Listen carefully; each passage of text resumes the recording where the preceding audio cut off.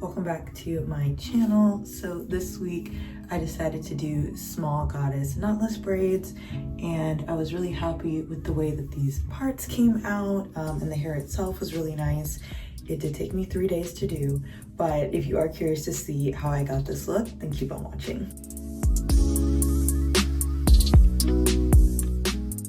So when it comes to parting my hair, I like to work in like 3 major sections. So I will section off the front part of my hair, and then I will section out this section that's like the back part, so just below my ear, and then I'll work within those 3 sections. So I'm just gonna start and split my head in half, and then I'll just be parting ear to ear to get the front.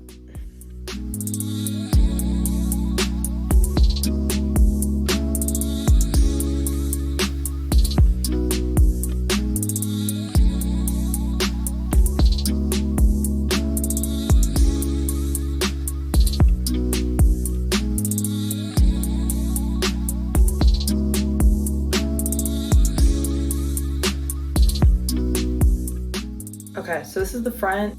So since I will not be working on this section of my hair at least till tomorrow, I'm not gonna put any grease down or any gel. I will oil my scalp tonight just so that it has a little bit of conditioning, but it's not too slippery tomorrow. And then I am just cornrowing this front part of my hair because I have limited clips, and this will just keep it out of the way.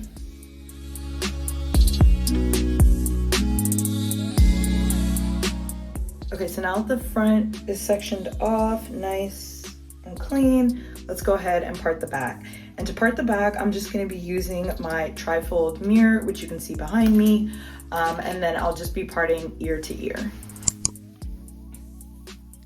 So when it comes to parting the back of my hair, I just like to make sure that I am parting ear to ear again. So right where the front part is, I'm just matching that up and creating a perpendicular part right across from that. And one thing to note is to make sure that you have your head level with the ground, because this is going to affect your part.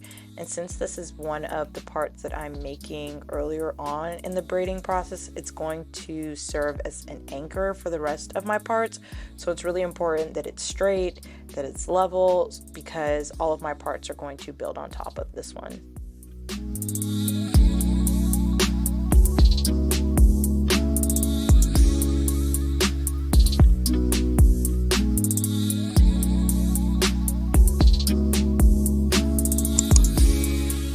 And for the parting pattern, I will be doing small braids. So for this pattern, I will have 4 rows below in the bottom section, and then I will have 7 rows above.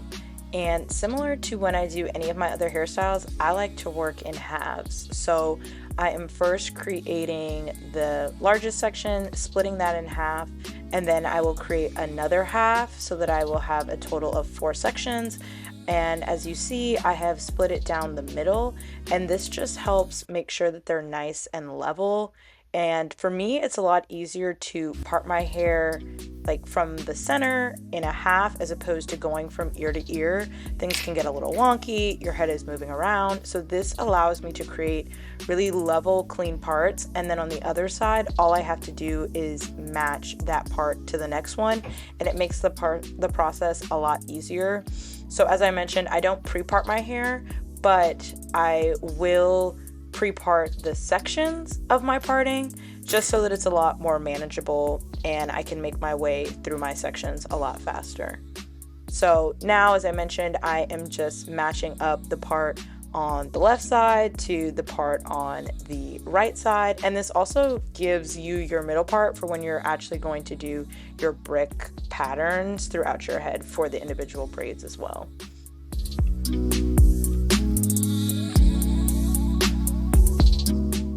So I've gone ahead and done that first row of braids, so I'm just taking down that next section, parting the matching side so that it touches the left part, and then I'm going to begin doing the bricklayering parting for those individual braids that I had mentioned.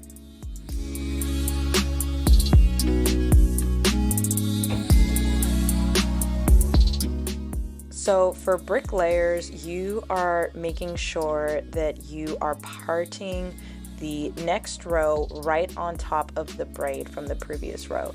So you'll see that I am doing a vertical part right on top of the center of the braid below, and this creates what looks like a brick pattern wall. So instead of them being stacked right on top of each other, they are alternating, and this allows the braids to fall flat and in between the braids or the parts of the sections that precede it.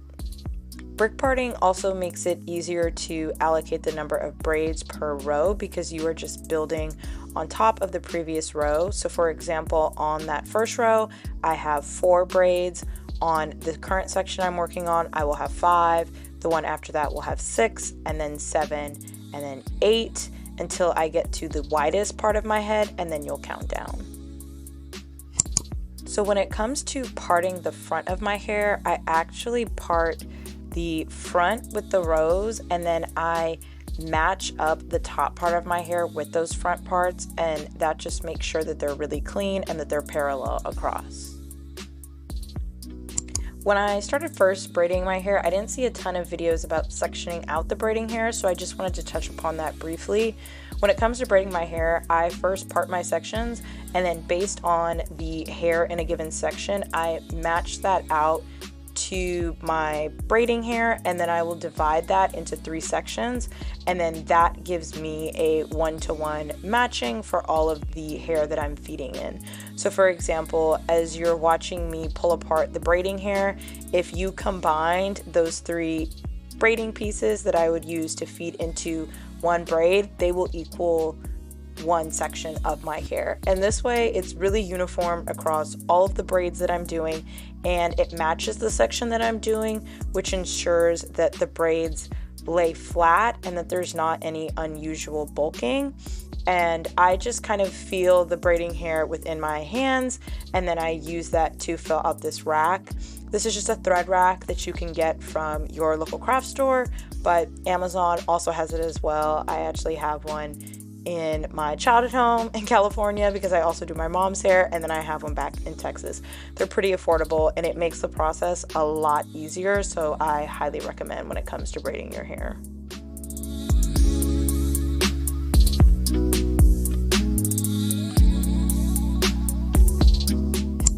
And now let's get into actually feeding the hair. So for each braid that I'm doing, I will be feeding in 3 strands of braiding hair. So I will first start by braiding my hair and doing 1 crossover, and then I will feed in below my hair, and then I will cross it over once, and then feed in a new strand of braiding hair, cross it over again, and then feed in another strand of braiding hair. So you can see that I am taking this piece of hair and bringing it between my thumb and my pointer finger, and then crossing it over so that it feeds the hair in, and then I will just braid down regularly. There's also a way to knotless braid where you start your braid off and then you feed in the hair. So this can be a really great beginner way if you're still working on the tension and your grip strength, but I will say practice makes perfect. Another tip for feeding in the braiding hair is to make sure that you keep your pointer finger and your thumb on your scalp, and this just helps to make sure that the tension in the braid is uniform throughout the braid. So I bring in that piece, put it between my pointer and my thumb, and then just braid like usual until that piece of curly hair is tucked in. For the curly hair that I'm using, I don't want a super full look. I do want it to still look like I have braids as opposed to a sew-in.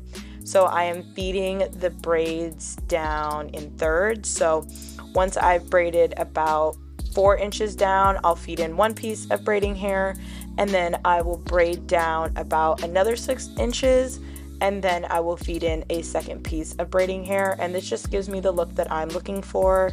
And then you'll see that a piece of that hair is sticking out, and if you just pull upwards, you can tuck that hair back in. And so this is the easiest way that I've found to feed in hair, and of course, practice makes perfect.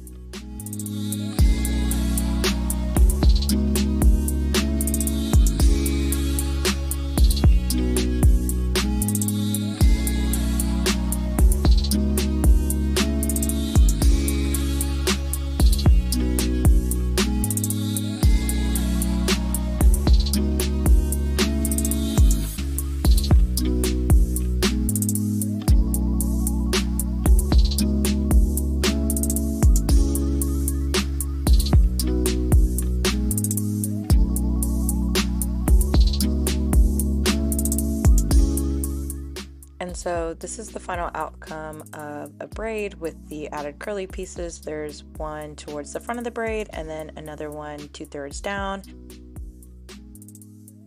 The front of the hair is the easiest part to braid in my opinion, and others would probably agree because you can actually see the parts that you're doing. So this is just me braiding my hair in real time. I like to save it for the end because at this point it's been pretty mentally draining, so it's nice to have a little bit of a break and be able to actually see the parts that I'm working on.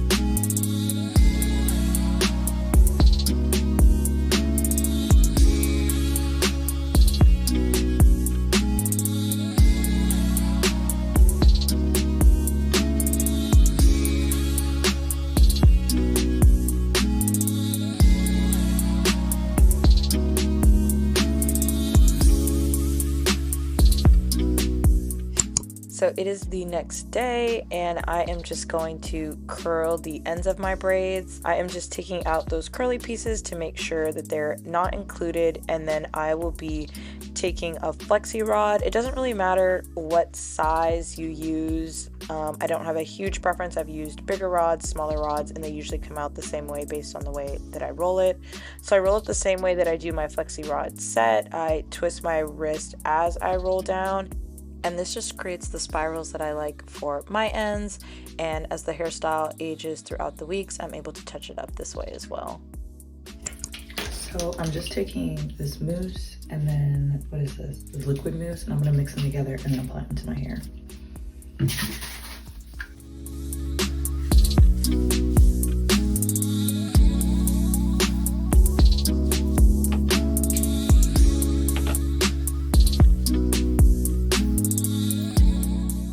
So this is the final look. I just went ahead and applied some mousse and trimmed my ends, but I was really happy with the way these braids came out, and I am just styling in a half up, half down so that there's not a ton of hair in my face for the first couple of days. But I hope you were able to get some really great tips from this video and that you try it out for yourself, and subscribe for more. Have a great week.